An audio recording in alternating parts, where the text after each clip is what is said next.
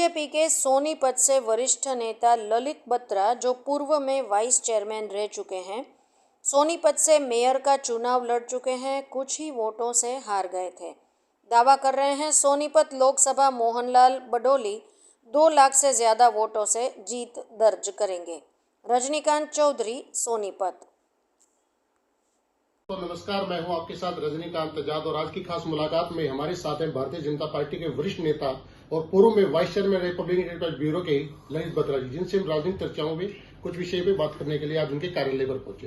हाँ जी सर, नमस्कार। नमस्कार जी सर, जैसे कि राजनीतिक चर्चाएं कोई सरगर्मी तेज हो गई है चुनाव के मद्देनजर, तो किस तरीके का जन समर्थन आपको प्राप्त हो रहा है? देखिए, भारतीय जनता पार्टी हरियाणा में 10 की 10 सीटें जीतेगी और जहां तक सोनीपत की लोकसभा की बात है, सोनीपत लोकसभा के अंदर जिस प्रकार से 9 की 9 विधानसभाओं में हमारे मोहनलाल जी को समर्थन मिल रहा है, मैं ये समझता हूँ पहले से भी अधिक वोटों से हम यहाँ से जीत करके आएंगे।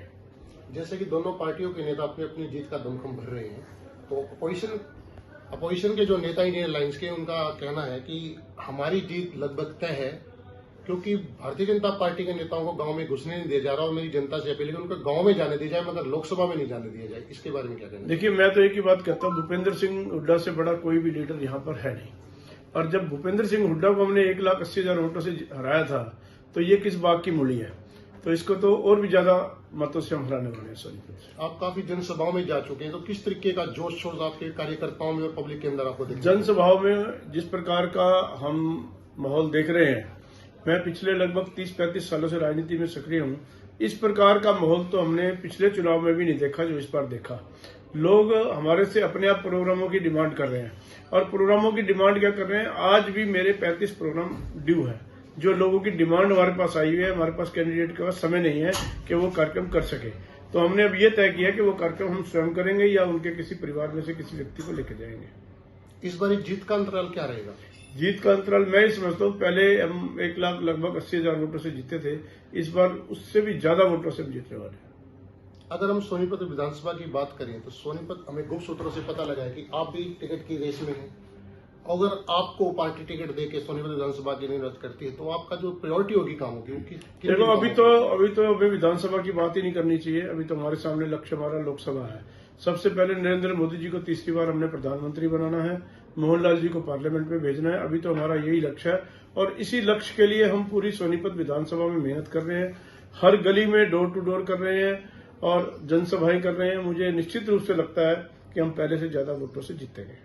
नहीं, फिर भी अगर हम बात करें, सोनीपत में चर्चाएं हैं आपके नाम के, आपके कार्य करने की जो शैली है और जिस तरीके से पब्लिक का रुझान आपके दिन प्रतिदिन बढ़ता जा रहा है, तो प्योरिटी किस कामों की रहेगी? देखो, मैं तो यही कह रहा हूँ कि मैं तो जिस प्रकार से 3 साल से जनता की सेवा कर रहा हूँ और जो मुझे आगे लगता है, जो लोगों का रुझान मुझे अब आप देखिए, डोर टू डोर हम करने जाते हैं।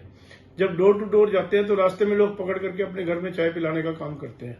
यानी कभी मैंने आज तक के इतिहास में देखा नहीं है। हमने लगभग पिछले 30 सालों से तो मैं राजनीति में सक्रिय हूँ।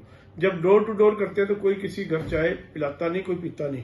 पर अभी हमारा अनुभव ये है कि जहां भी हम डोर टू डोर जिस वार्ड में जाते हैं, उस वार्ड में कम से कम 4 जगह तो लोग चाय पिला देते हैं। तो इससे यही लगता है कि लोगों के जो हमने काम किए हैं उसके प्रति लोग बड़े प्रभावित है और उनको लगता है कि भाई ये व्यक्ति सच्चा और ईमानदार है, जो ईमानदारी से काम करता है। तो शायद इसी का परिणाम है कि हमें इतना जन समर्थन मिल रहा है। अब सोनीपत से मेयर का चुनाव लड़ चुके हैं, ऐसा क्या कारण है कि अब जीत की ओर अग्रसर नहीं हो पाई?